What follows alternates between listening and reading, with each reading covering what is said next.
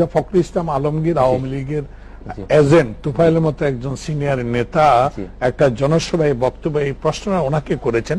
আমি এই প্রশ্নটা আপনার মাধ্যমে আমি শ্রোতা দর্শক সবাইকে বিশেষ করে মাননীয় মন্ত্রীর মাধ্যমে জানাতে চাই যে আওয়ামী লীগ 1996 সালের আন্দোলনের কথা, 2006 সালে বেগম খালেদা জিয়া ক্ষমতা ছেড়ে দেওয়ার পর লগি বৈঠকের কথা, এগুলো আমি স্মরণ করে দিতে চাই।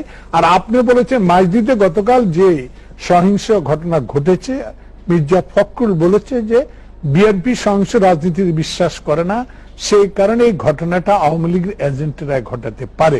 তার নমুনা স্বরূপ আমি এটুকু বলতে চাই, যখন বিএনপি অবরুদ্ধ থাকে, এখানে দেখতে পাচ্ছি শত শত পুলিশ দিয়ে বিএনপি অফিস অবরুদ্ধ করে রাখে। গতকাল হরতালে আমি নিজেও ঢুকতে পারি নাই।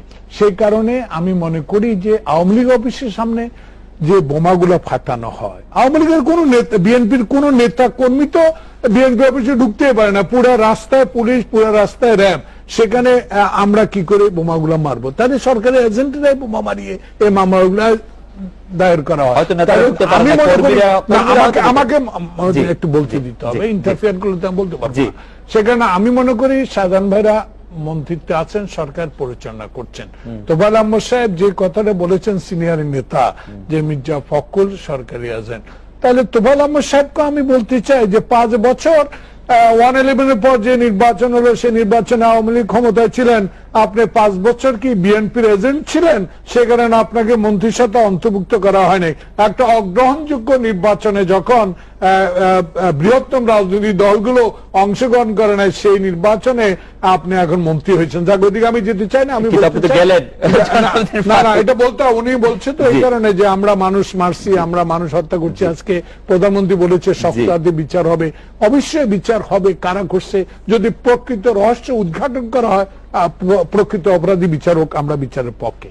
কিন্তু আমরা স্মরণ করে দিতে চাই 96 আন্দোলন, 2006 আন্দোলন, সেই আন্দোলনে আগুন দিয়ে দোতলা বাসে কারা মানুষ হত্যা করেছে, সরকারি কর্মকর্তাকে উল্লঙ্ঘ করে রাস্তাকে দাঁড় করিয়ে রেখেছে, এগুলো ইতিহাস কথা বলবে। অতএব সে কারণে আমি মনে করতে চাই প্রেক্ষাপটটা যেটা এখন, যে 5 তারিখ, আজকে 30 শেষ, কালকে 31, 2 তারিখে 1 তারিখে ছাত্রদলের প্রতিষ্ঠা বার্ষিকী উপলক্ষে জনসভা, 2 তারিখে সরোয়ার্দী উদ্যান, এখন এটা পিছিয়ে হয়তো বা 3 তারিখে হতে পারে। 5 তারিখে ওনাদের সমাবেশ, গাজীপুরের সমাবেশ করতে দেয় না, সেই কারণে হরতাল। গাজীপুরের সমাবেশ করলে 25 লক্ষ 30 লক্ষ লোকে হইতো, সেদিন কি শাহজাহান ভাইরা উৎখাত হয়ে যেতেন, ক্ষমতা ছেড়ে দিতেন? তাহলে ছাত্রলীগের কথাই রইল, সেখানে 144 জারি করা হলো।